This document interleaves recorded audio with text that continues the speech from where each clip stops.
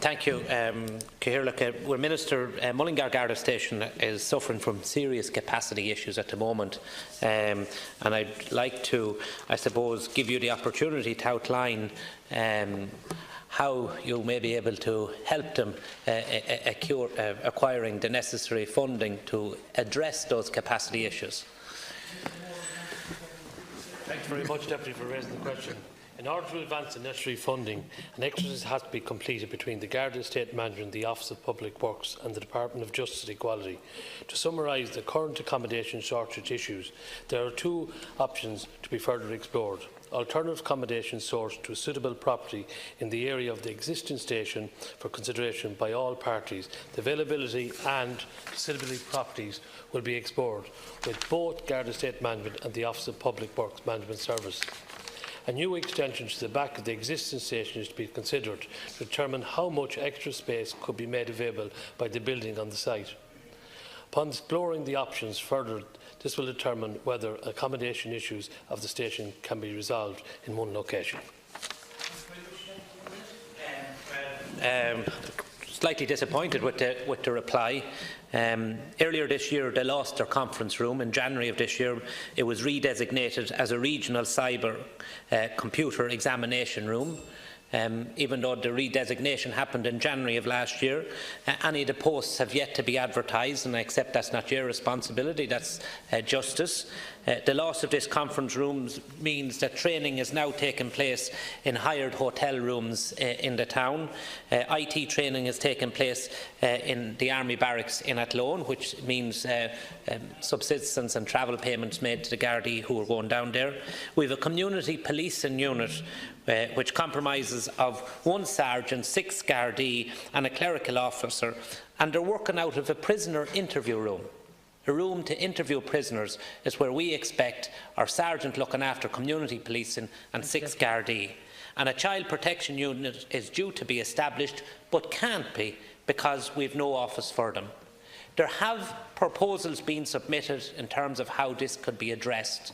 The only issue that we're waiting on is for those proposals to receive approval from the OPW to advance, and that will address the serious capacity issues in Mullingar Garda Station. And we have a final minute. Minister.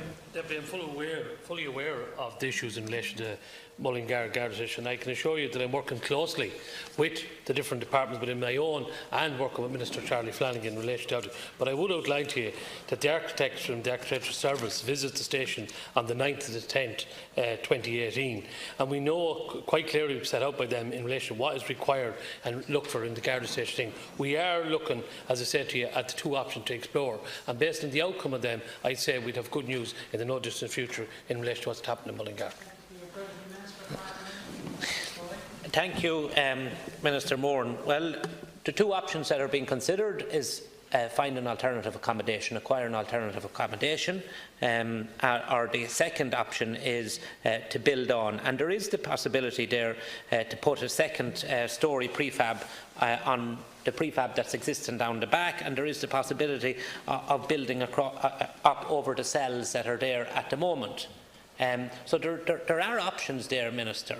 And as I have outlined already, the lack of space is impeding the Gardaí to do their work. The Gardaí are protecting the people day in, day out, and they deserve a work environment that is fit for purpose. And I would implore of you, and I appreciate your saying that it's going to be accelerated and that you're going to have good news in the not too distant future.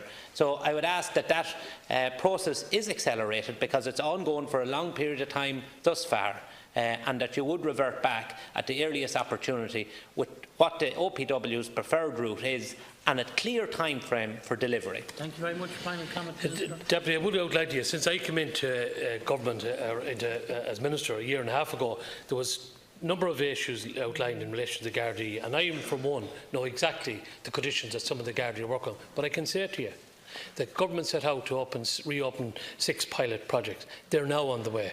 I said they're on the works that started on. The reopening of 3 headquarters done. And in relation to the PPPs, the works now in terms of the planning and relation to that. So I'm fully aware of what government have committed to. I'm fully aware of the conditions that the Guards are working on. But I can say to you that I'm working closely in relation to Gardaí in Mullingar and working with their needs. If you know quite well in the Longford constituency area, we faced that problem in Longford. We've gone and put our money where our mouths have put the money there. We've now building in relation to that loan. We are also looking in relation to Ballymahon, and we are closely monitoring in relation to what's happening. But what you want is me to say to you today, this is going to happen. I'm saying to you, there's 2 options that we're exploring. As soon as those options are explored, Deputy, you're long enough in the House to know that you just can't flick a bit and that's going to happen overnight. We have to explore.